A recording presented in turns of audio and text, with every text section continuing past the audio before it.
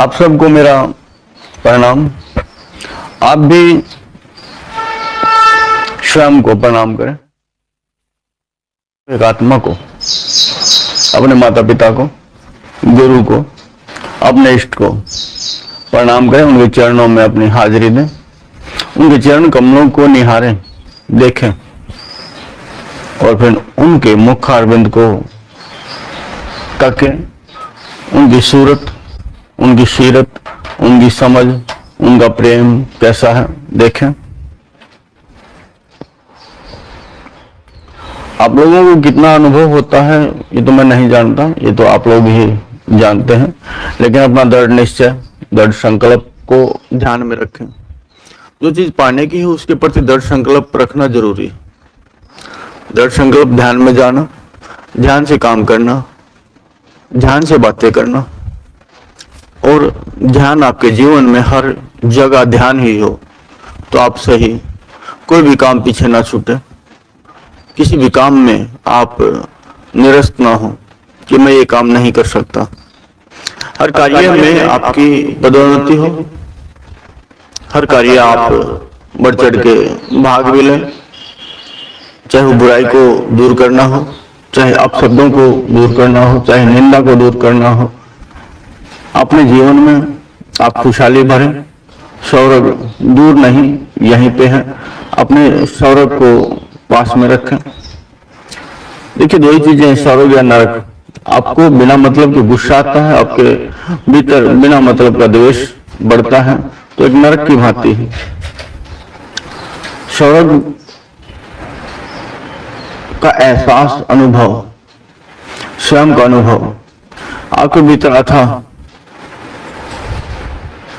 आपके भीतर अथाह राह है। उन राहों को देखें, समझें और उन पर चलें।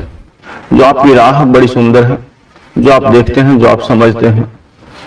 हम दूसरों को ही अपना प्रतिभागी मानते हैं, जो दूसरा जैसे करता है वैसा ही हम करते हैं, जैसा कोई दूसरा करता है ऐसा ही हम करते रहते हैं। लेकिन आप क्या करते हैं वो चीज बड़े मायने रखती है। जिस चीज को आप करते हैं, आपकी समझ है, आपकी सोच है, आपका कर्म है, आपकी निष्ठा है। प्रथम आप अपना श्वास, आपका श्वास, अपने श्वास पे आप ध्यान कर सकते हैं। आपकी प्राण ऊर्जा आपके श्वासों पे चलती है। जो शक्ति है वो आपके शरीर के भीतर ही है। आप क्या जानते हैं, क्या मानते हैं? आप संग संग चलते हैं, नहीं चलते हैं, मुझे नहीं पता लगता। अपनी आंखें भीतर की खोल के रखें, अपने आकाश में रहें। आपकी इंद्रियां जब जब आपको दुखी करती हैं, किसी भी चाहत के लिए आपका शरीर आपके ध्यान में अड़चन बनता है, तो आप माने कि अभी राह मिली नहीं। आपका शरीर एक बार कहते ही,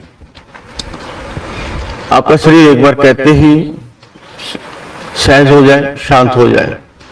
जैसे आपका पालतू कुत्ता है, जैसे आपका पालतू कुत्ता है, आपको जानते हैं पूंछ हिलाने लगता है और आप कहते हैं बैठ जा, तो समझिए बैठ गया, तो समझिए आपकी मानता है। अगर नहीं बैठता और फिर भी भोगता रहता है तो समझिए आपकी अभी उससे मित्रता, मैत्री नहीं हुई है। मैत्री होते ही आपकी इंद्रियां भी आपके अनुसार चलती हैं, आपकी बुद्धि भी आपके अनुसार चलती है और आपका मन भी आपके अनुसार चलता है। कभी कभी दूरी बनती है, कभी कभी दूरी बनती है। परिवार में जब प्रेम होता है तो हम बहुत धीरे से बोलते हैं लेकिन सामने वाले को सुनता है। अगर मन दूर दूर होते हैं तो इंसान झगड़ालू मन करके वो जोर जोर से बोलता है और फिर भी किसी को सुनाई नहीं देता। सहज बोलना, सब सुन लें। लेकिन मन अच्छा ना हो, मन भटकता हो, मन दूर हो, तो आप जोर जोर से चिल्लाते हैं लेकिन फिर भी किसी के कानों में आवाज नहीं जाती। कानों में आवाज जाना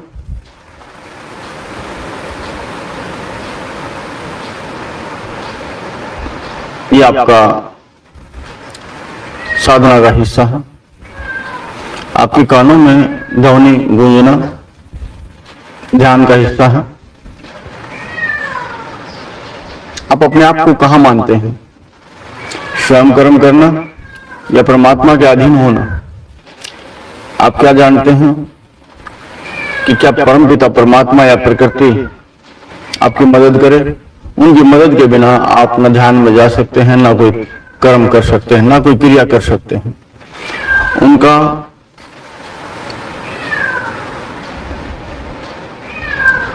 आपके संग,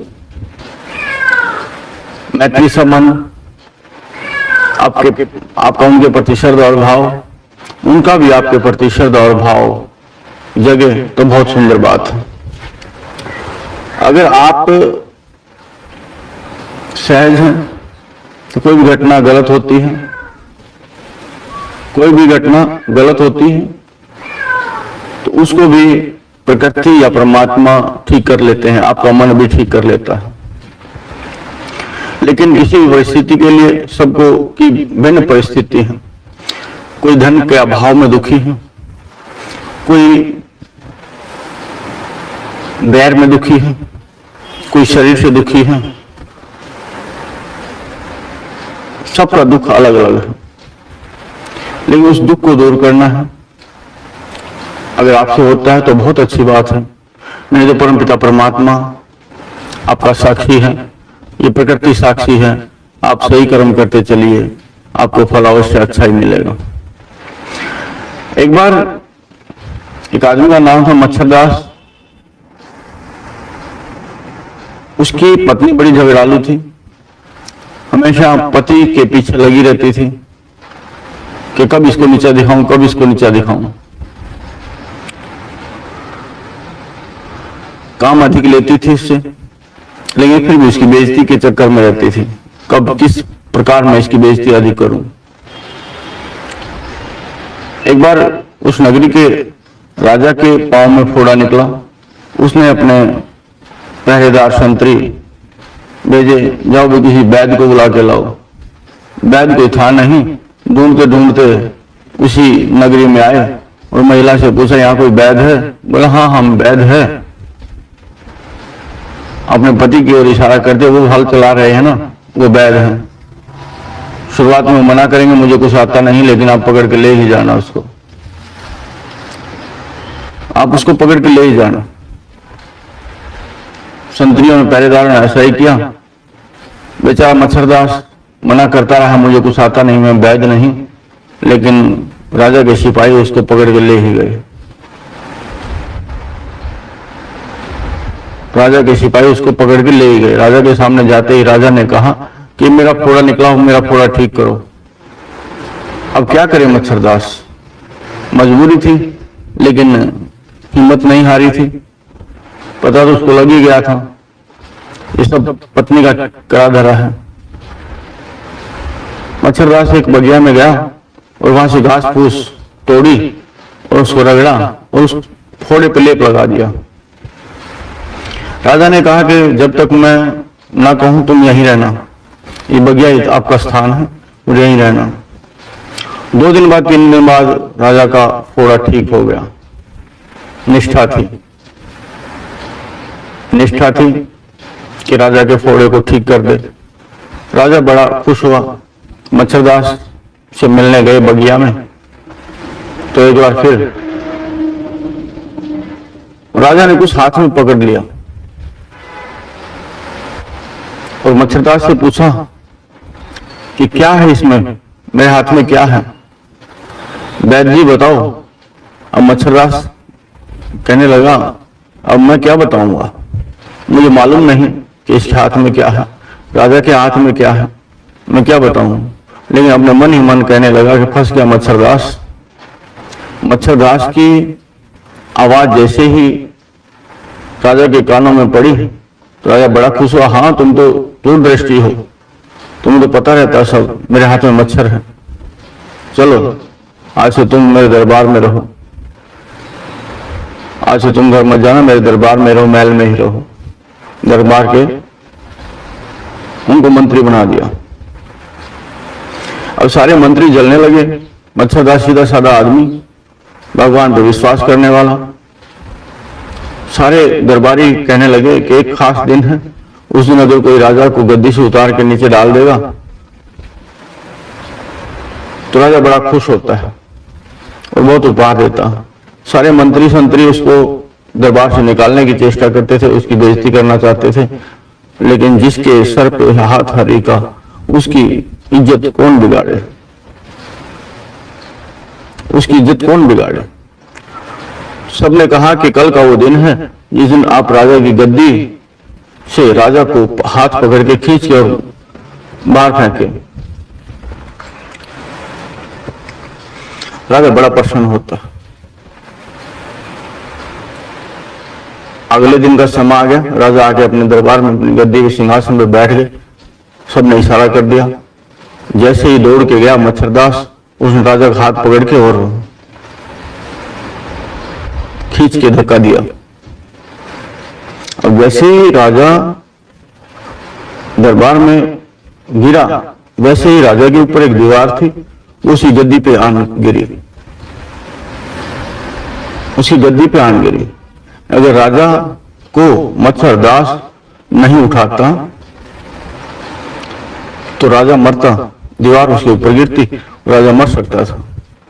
राजा ये देख के बड़ा अचंभित हुआ और मच्छरदास का अभिनंदन भी करने लगा और एकदम से कहा कि तुम आज से मंत्री नहीं, महामंत्री। प्रकृति और परमात्मा करते हैं आपकी निष्ठा, विश्वास कितना है, विश्वास ही तो करना है।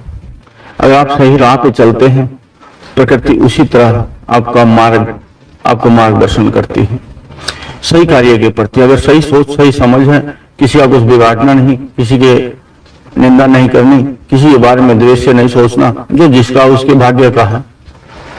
आपका भाग्य आपके साथ है, दूसरे के भाग्य को ना देखें, अपने भाग्य को देखें, मेरे भाग्य में क्या है। अपना कर्म करते रहें। कर्म का अगर समय मिलता है तो सुंदर कर्म करें, सबसे मीठा बोलें, अच्छा बोलें। प्रेम आपका निश्चल है तो प्रेमी भी आपका निश्चल है, प्यारा भी आपका निश्चल है। अगर आपके प्रेम में खोट है तो प्रेमी में भी खोट है।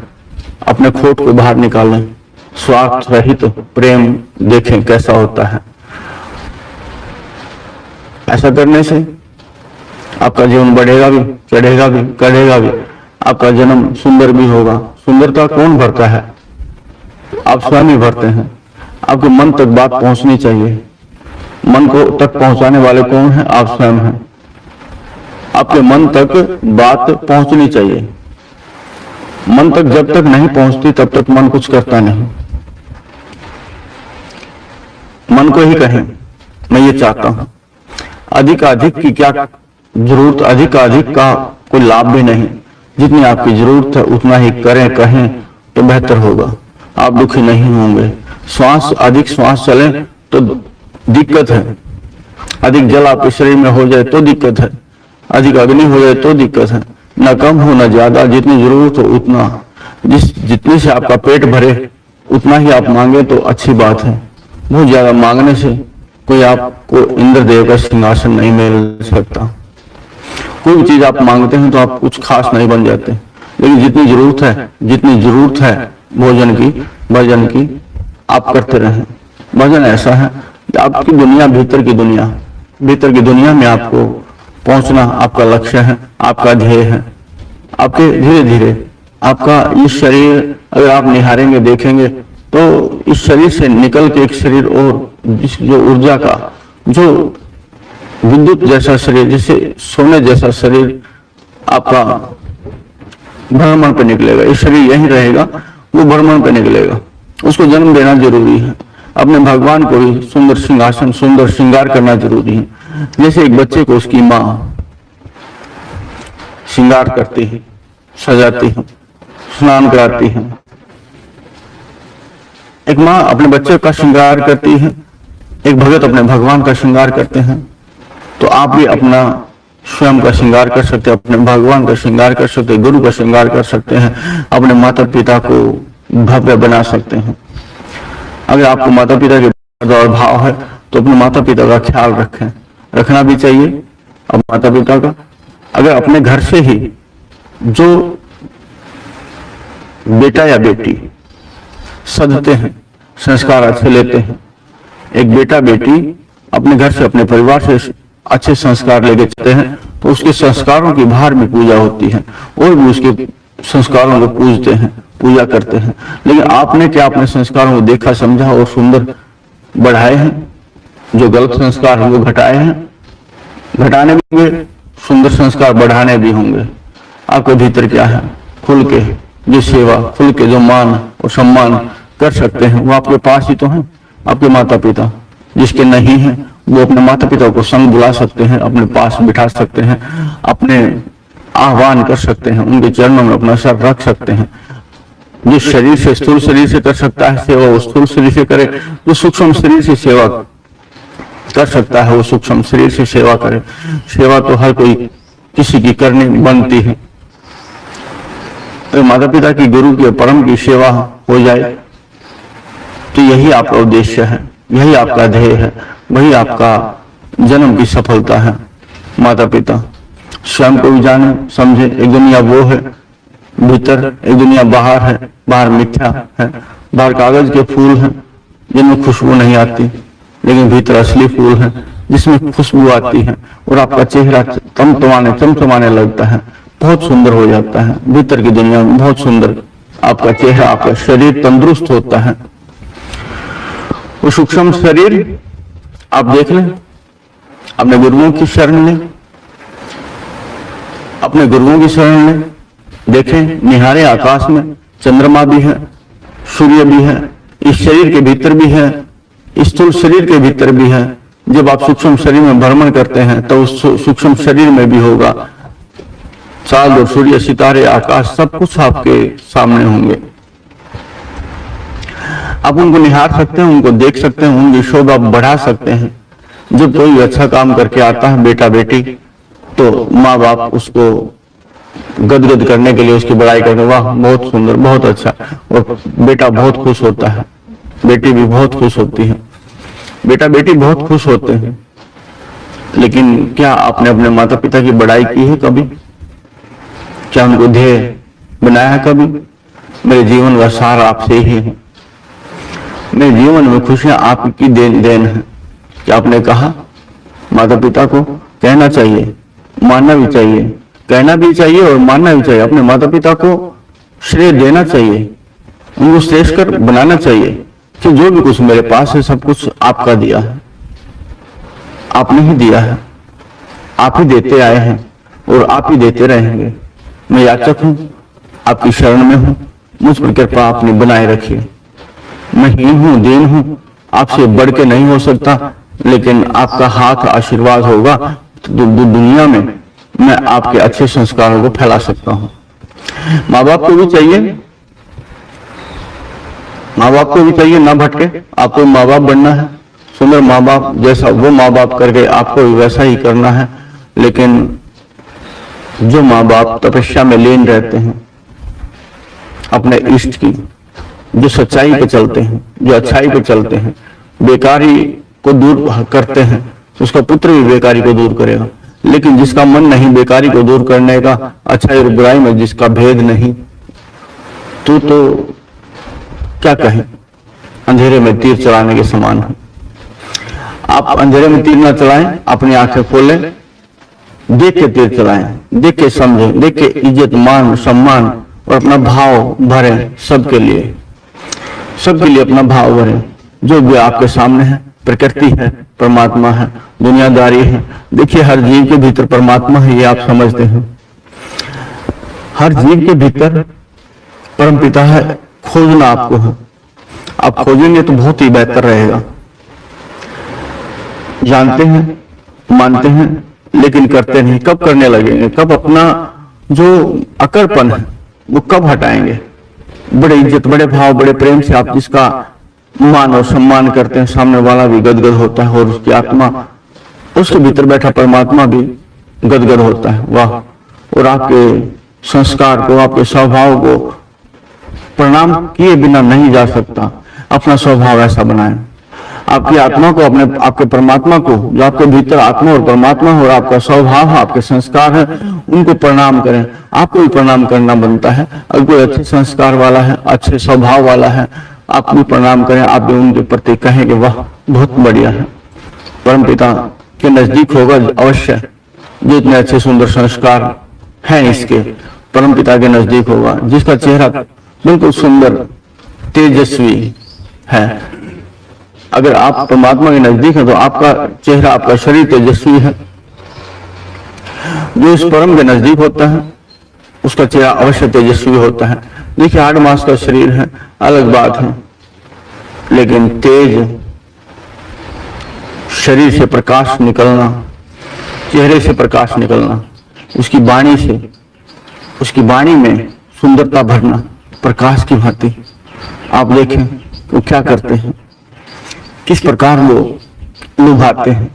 लेकिन एक लुभाना स्वार्थ का है, एक निस्वार्थ का है। निस्वार्थ का लुभाना बहुत ही सुंदर, अपने आप को न्यौछावर करना, अपने आप को लगा देना सेवा में। आप कितने आदमी हैं, कितने लोग हैं जो सूक्ष्म शरीर को देख पाते हैं, अपना ही सूक्ष्म शरीर। कितनों ने अपने इस स्थूल शरीर को, 5 तत्वों के शरीर को साधा है। किस किस का सदा है, जो ना नहीं कहता। जब तक ये शरीर आपको कहता मैं दर्द में हूं, मैं पीड़ा में हूं, मुझे पीड़ा है, तब तक आपका शरीर सद नहीं सकता। जिसने अपने शरीर की पीड़ा को दूर किया है, दर्द को दूर किया है, वही सूक्ष्म शरीर में प्रवेश कर सकता है। बहुत सारे लोग होते हैं, बैठते हैं, लेकिन शरीर कहता नहीं बैठना, मैं बैठ नहीं पाऊंगा, मैं कर नहीं पाऊंगा। लेकिन अगर आपको चाहिए भीतर प्रवेश, तो आपको लगातार निरंतर अभ्यास करना होगा। आप छोड़ नहीं सकते। जिसने छोड़ दिया, नहीं, क्या फायदा, क्या लाभ। लाभ के चक्कर में जो करता है, लाभ के चक्कर में जो करता है, उसमें लाभ मिले ना कुछ और मिले। लेकिन जिसने जान ली सच्चाई, जिसने जान ली अच्छाई, जिसने जान ली हकीकत, वो इस बाहर की दुनिया के पीछे नहीं फिरेगा, बेकार की चीजों के पीछे नहीं फिरेगा। उसकी तृष्णा, वासना हवा में उड़ जाएगी भाप की तरह, वो नहीं फिरेगा। प्रकृति, परमात्मा अपने आप ही उसका जोड़ तोड़ निकाल के उसको उसके स्थान पे चालित कर देते हैं, उसके स्थान पे। ये शरीर आपका है, जो आपसे बन पड़े आप करिए, बाकी प्रकृति और परमात्मा पे छोड़िए, वो अवश्य आपकी इच्छा को पूरी करें। लेकिन आपके मन की इच्छा होनी चाहिए, कहाँ पहुंचना है। अगर आपको भौतिकता में भी आपको कुछ जरूरी चाहिए, समय बांध के आप कहें अपने मन को कि इतने समय में मुझे ये कार्य करना है, उतने समय में ही वो कार्य आपका अवश्य हो ही जाएगा। ये दृढ़ संकल्प आपका है तो होगा ही होगा। ऐसे ही परमात्मा करता है। जहां रस परमात्मा का होता है, जहां स्वाद परमात्मा का होता है, जहां विश्वास परमात्मा का होता है, वहां आनंद के ढेर होते हैं, वहां आनंद के ढेर होते हैं। और जहां विश्वास में कमजोरी होती है, वहां रिश्तों में भी कमजोरी होती है, वहां कुछ भी निभाना पूर्ण नहीं होता। लेकिन जहां विश्वास पूरा होता है, वहां रिश्ते भी पूर्ण निभाए जाते हैं, पूर्ण निभाए जाते हैं, इंसान से हो चाहे भगवान से। वैसे तो आप सब बहुत ज्ञानवान हैं, लेकिन आपके भीतर ज्ञान किस प्रकार का भरा हुआ है, आपने क्या सहेजा है, क्या बाहर से उठाते लेते आए हैं, सबसे लेके आए हुए हैं, अनुभव आपने अपने किए हैं या दूसरों के अनुभवों को आप लादे फिरते हैं, वो जरूरी है। जब तक आपका अनुभव नहीं होगा, जब तक आपका अनुभव नहीं होगा, तब तक आपकी समझ में तथ्य आना नहीं आएगा, तब तक आपकी समझ में तथ्य नहीं आएगा। व्यथा किसको सुनाए, आपकी व्यथा क्या व्यथा है आपकी व्यथा को देखें, अपनी कथा में देखें। अपने वार्तालाप में देखें, अपनी बातों में देखें, अपने बुद्धि के विचारों में देखें, क्या अच्छाई है, क्या बुराई है, क्या झूठ का, क्या तामसिकता तो नहीं है। अगर आपके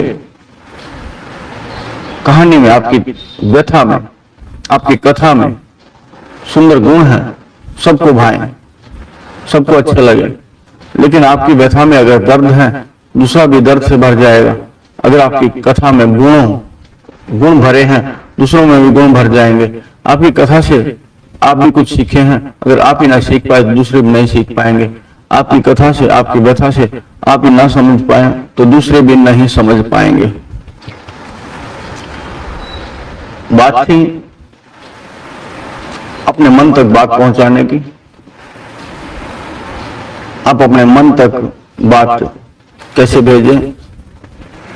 आपके मन तक बात पहुंची तो वहां कर्म शुरू हो गया, जो भी काम की आपकी इच्छा है। आपने अपने मन तक संदेश भेजा और संदेश मिलते ही मन ने अपना कार्यक्रम, अपना कर्म शुरू कर दिया। जो आपको चाहिए वो बनाना शुरू कर दिया। देर हो सकती है लेकिन अंधेर नहीं। अगर आपने अपने मन पे विश्वास जमाया तो आपका मन खरा उतरेगा। आपका मन आपके कार्य में, आपके संग में खूब खरा रहेगा। आपके देखिए ध्यान में जाना है। अभी तो आप सुन रहे हैं, जो सुन लेता है, जो बात चली गई भीतर गई तो अब दोबारा उस पर ध्यान धर के क्या क्या कहा खोज सकते हैं, फिर से दोबारा उसको समझ सकते हैं। लेकिन एक कान से दूसरे कान से बाहर निकल गई, आपने ध्यान से नहीं सुना, ध्यान कहीं और है, कानों में आपकी बातें आती हैं, तो उन बातों का कोई लाभ नहीं होता। उन बातों का कोई लाभ नहीं होता। जहां अगर आपका ध्यान है वहीं आपके कान हैं, वही सुनते हैं।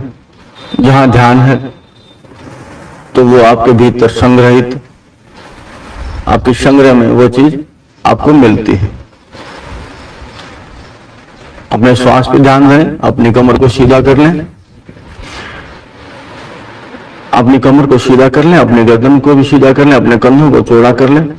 आप देखें क्या आपके भीतर एक ज्योति की लो है,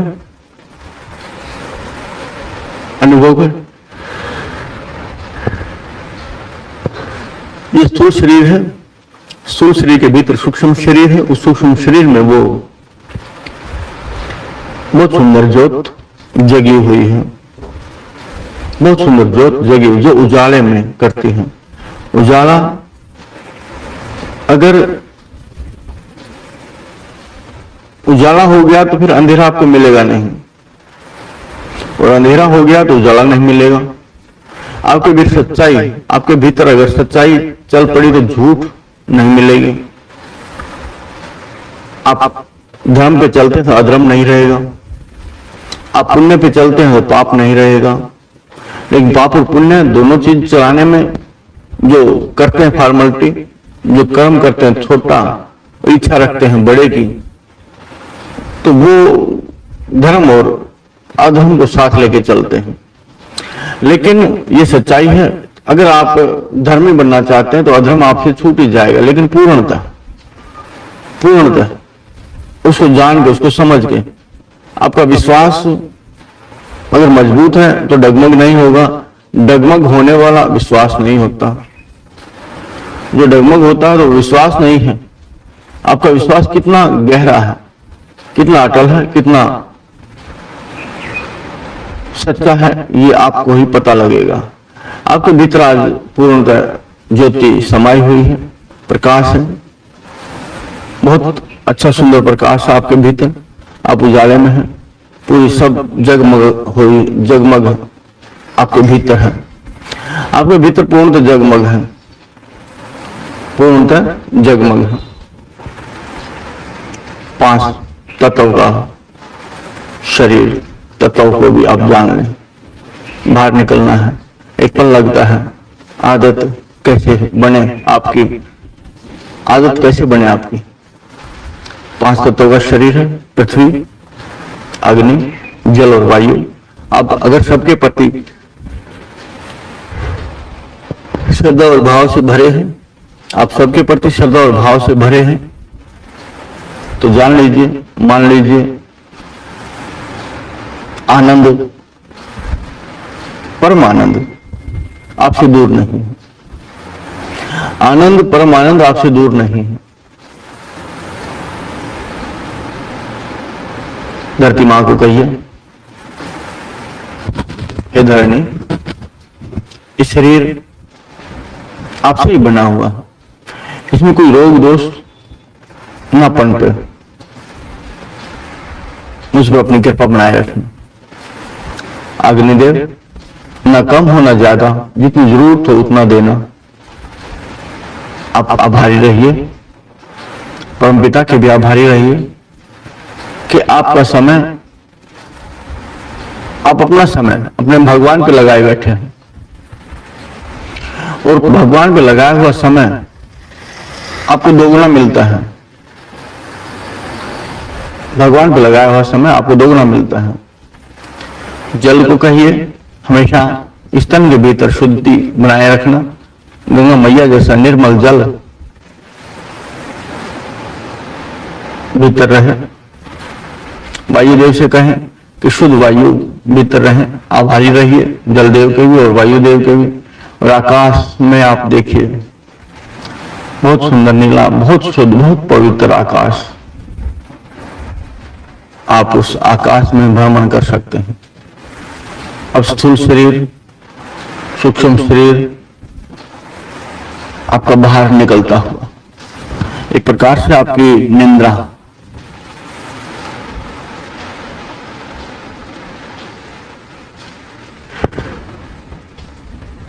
की तैयारी होती है, निंद्रा की तैयारी होती है, और अर्ध निंद्रा में ही आप उस अंधकार में समा जाते हैं, निर्भय और निर्विचार। बहुत ज्यादा देर नहीं लगती। अगर आपने इच्छा की कि उजाला चाहिए तो उजाला भी मिलेगा आपको। उजाला भी उसी पल, एक पल में काम बनता है। अपने आकाश में भ्रमण करिए, 5 भूत से दूरी रखिए। काम, क्रोध, लोभ, मोह, भय। काम, कामना, क्रोध, अग्नि, लोभ एक रोग, मोह एक माया, भय एक मृत्यु। क्या आप सबसे जीत सकते हैं? क्या आप सबसे जीत सकते हैं? क्या आप सबको बदल सकते हैं? अगर बदल सकते हैं तो बदलिए। आप व्यायाम करके बैठे तो बेहतर है। आपकी कमर में पीड़ा है, आपकी कमर में पीड़ा है। अगर व्यायाम करके अपने कमर से रोग किससे बनते हैं? वात, पित्त और कफ, तीनों को आप सुंदर बनाए रखें तो बेहतर हो। 3 नाड़ियां, एड़ा, पिंगला और सुषुम्ना, तीनों आपकी संगी रहें तो आपका सफर, आपका मार्ग आपको मिलता है। नीचे से ऊपर तक का सफर आपको करना है। इस सफर के लिए कितना समय आपको चाहिए आप निर्धारित कर सकते हैं। आपका सिर का नरम भाग, जिसको कपाल कहते हैं, जिसको 10वां द्वार कहते हैं, जिसको ब्रह्म का मार्ग कहते हैं, वो आपका कितने दिन में खुलेगा? वहां से वायु श्वास वहां से ले लें, बाकी और सारे छिद्र बंद कर दें। वहां से आवागमन हो श्वास की तो आप द्वार आपका खुले, तो आप भ्रमण के लिए निकल सकते हैं। ध्यान में, समाधि में आप प्रवेश कर सकते हैं।